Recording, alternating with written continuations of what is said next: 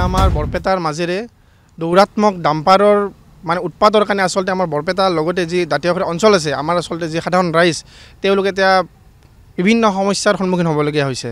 এতিয়া আমাৰ যিসকল বৰপেটাৰ মাজেৰে ডাম্পাৰ আহিছে তেওঁলোকৰ আচলতে প্ৰায় সংখ্যকৰ তেওঁলোকৰ চালান নাথাকে অথবা তেওঁলোকৰ যি আচলতে চালান থাকে 10 CM চালান থাকে CMৰ চালান থাকে পাৰমিশ্যন থাকে, কিন্তু তাৰ পৰিৱৰ্তে তেওঁলোকে আচলতে 24 CM 25 CMৰ লগিন আচলতে যি শিল হওক বালি হওক তেওঁলোকে সৰবৰাহ কৰি আছে। গতিকে আমি এই সময়ত যিসকল দায়িত্বত আছে বিভাগীয় যিসকল দায়িত্ব আছে ৰেঞ্জাৰ হওক বিট অফিচাৰ হওক তাৰ লগত যিসকল দ্বিতীয় যি আচল বিভাগ আছে পৰিবহণ বিভাগ সকলো বিভাগে আচলতে শুই আছে বুলি আমি অনুভৱ হৈছে। গতিকে আমি কাঠৰ কণ্ঠে চৰকাৰ তথা প্ৰশাসনক আহ্বান জনাইছোঁ অনুৰোধ জনাইছোঁ অতি শীঘ্ৰে এইবোৰ আচলতে বন্ধ কৰিব লাগে। কাৰণ আমি যোৱা পৰহি 3 দিন 4 দিনৰ পৰা আমি দেখি আছোঁ ৰাইজৰ সহযোগত আমি এই অঞ্চলত আমি আচলতে নিজে আমি থিয় হৈ আমি চাই আছোঁ গোটেই বিষয়টো পৰিবহণ বিভাগক আমি অনুৰোধ জনাইছোঁ যে আপোনালোকে এই গোটেই বিভাগটো তদন্ত কৰক বা চোৱা চিতা কৰক। তাৰ লগতে যি আচল ফৰেষ্ট বিভাগ আছিল ফৰেষ্ট বিভাগক আমি বিষয়াক আমি অনুৰোধ জনাইছোঁ আপোনালোকে আহক আহি পেলাই এই বিষয়টো চাওক আপোনালোকে যে কেনেধৰণে আচলতে যি নিৰ্দিষ্ট ধৰক নীতি নিয়ম চৰকাৰে বান্ধি দিয়া হৈছে যে 10 CM আছে তাৰ ওপৰঞ্চি যি মাল আনি আছে সেই বিষয়ে আমি আচলতে তেওঁলোকক তদন্ত কৰিব দিছিলোঁ বা চোৱা চিতা কৰিব দিছিলোঁ, কিন্তু কৰাৰ ফলত আমি তেওঁলোকৰ লগত নিজে আমি থিয় হৈ আছিলোঁ। কিন্তু তেওঁলোকে গম পোৱা গৈছে যে 10 CMৰ জেগাত 24 CM 25 CM এনেকৈ আচলতে মাল আনি আছে। গতিকে এই ক্ষেত্ৰত যিসকল আছিল ড্ৰাইভাৰ আছিল ড্ৰাইভাৰকো আমি আচলতে সোধপোছ কৰিছে বন বিষয়াই বা দ্বিতীয় সকলৰ বিভাগত যি আছে পৰিবহণ বিভাগত তেওঁলোকে সোধপোছ কৰাত তেওঁলোকে এটা কথা কৈছে যে আমি আচলতে য'ত যেনেকৈ পইচা দিব লগা আছে গতিকে আমি সেই পইচাটো আচলতে দি আছোঁ, গতিকে আমালোক কিহৰ বাবে গাড়ী ধৰিছে। গতিকে এই কথাটোত আমি একদম মানে স্পষ্ট ভাষাত আমি ছাত্ৰসন্থাই আমি গৰিহণা দিছোঁ ধিক্কাৰ দিছোঁ। কাৰণ এটা বিভাগ বন বিভাগ বোলা এটা বিভাগ এটা আছে সেই বিভাগটো অকৰ্মণ্য বিভাগটো থকা অৱস্থাত কি কাৰণত আচলতে এনেকৈ বৰপেটা চহৰৰ মাজেৰে এনেকৈ অভাৰলোড মাল মানে যাব পাৰে। গতিকে আমি অতি শীঘ্ৰে যিজন আমাৰ মুখ্যমন্ত্ৰী আছে মুখ্যমন্ত্ৰীক আমি হস্তক্ষেপ বিচাৰিছোঁ যাতে কোনো কাৰণত কাকো মেনেজ কৰি যাতে কোনো ধৰণৰ যাতে অভাৰলোড মাল আৰু চালান নোহোৱাকৈ যাতে মাল যাব নোৱাৰে তাৰ কাৰণে তীব্ৰভাৱে আমি অনুৰোধ জনাইছোঁ কাঠৰ কণ্ঠে অনুৰোধ জনাইছোঁ আহ্বান জনাইছোঁ। আৰু অতি শীঘ্ৰে আমি অহাকালি মানে আমি ডিচিৰ জৰিয়তে আয়ুক্ত মহোদয়ৰ জৰিয়তে এখন স্মাৰক পত্ৰ প্ৰদান কৰি আমি বন বিষয়ালৈ। গতিকে আমি ভাবোঁ যে মাননীয় মুখ্যমন্ত্ৰীয়ে আচলতে গোটেই বিষয়টো তদন্ত কৰি কোনো কাৰণত যাতে বৰপেটাৰ মাজেৰে এনেধৰণে চালান নোহোৱাকৈ আৰু কোনো কাৰণত যাতে অভাৰলোড যাতে মাল তেওঁলোকে সৰবৰাহ নকৰে।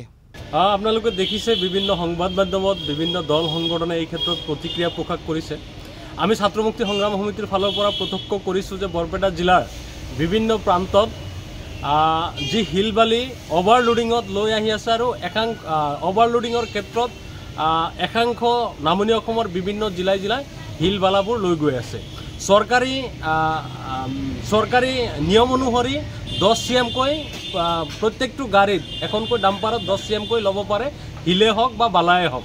ইতিমধ্যে দেখা গৈছে যে 10 CM নহয় 10 CMতকৈ ওপৰত মানে ডাবুল 20 CM 22 CM কৈ তেওঁলোকে শিল বালা লৈ গৈ অবৈধভাৱে কৰ ফাঁকি দি চৰকাৰৰ যি ৰাজপথত অভাৰলোডিঙেৰে গাড়ীবোৰ বিভিন্ন নামনি অসমৰ বিভিন্ন জিলাই তেওঁলোকে শিল বালিবোৰ লৈ গৈ আছে।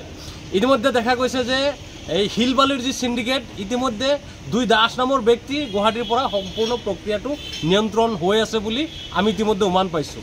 গতিকে এই ক্ষেত্ৰত চৰকাৰৰ হস্তক্ষেপ আমি দাবী কৰিছোঁ।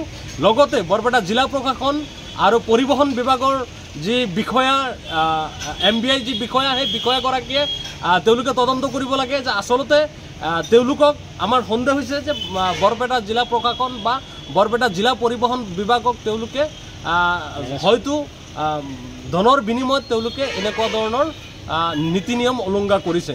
আপোনালোকে জানে যে সাধাৰণ নাগৰিক এজনে হেলমেট নাথাকিলে তেওঁ কিন্তু 2000 টকা ফাইন কাটিবলগীয়া হয় বা চিট বেল্ট নিপিন্ধিলে 2000 টকা ফাইন কাটিবলগীয়া হয়। এনেকুৱা ধৰণৰ কিন্তু নিয়ম নীতি প্ৰত্যেকটো দিনত আপুনি বৰপেটা চহৰৰ বিভিন্ন উলিয়াই পাব।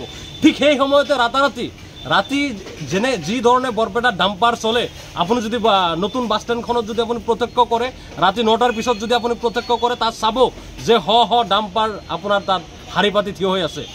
গতিকে আমি অতি শীঘ্ৰে দাবী জনাইছোঁ বৰপেটা জিলা পৰিবহণ বিভাগলৈ আৰু মুখ্যমন্ত্ৰী ডাঙৰীয়ালৈ যে আপোনাৰ এই সিন্ডিকেট বন্ধ কৰক আৰু শিল বালাৰ যি সিন্ডিকেটৰ সৈতে যিসকল লোক জড়িত আছে তেওঁলোকৰ তথ্য ফাদিল কৰি তেওঁলোকৰ কঠোৰৰ পৰা কঠোৰতম শাস্তি প্ৰদান কৰক। এই দুই দাস বিষয়া তেওঁলোকৰ পৰিবহণ বিভাগৰ মানুহ নিশ্চিতভাৱে আমি এই ক্ষেত্ৰত সম্পূৰ্ণভাৱে অৱগত নহয়। আমি 2 দিনৰ ভিতৰত গোটেই কথাখিনি নিশ্চয় ওলাই পৰিব। গতিকে আমি নিশ্চিতভাৱে ক'ব পাৰিম যে 2 দাস বিষয়ে তেওঁলোকে কি শিল বালাৰ সিন্ডিকেট লৈ কেনেকুৱা ধৰণৰ জড়িত হৈ আছে আমি নিশ্চিতভাৱে ক'ব পাৰিম।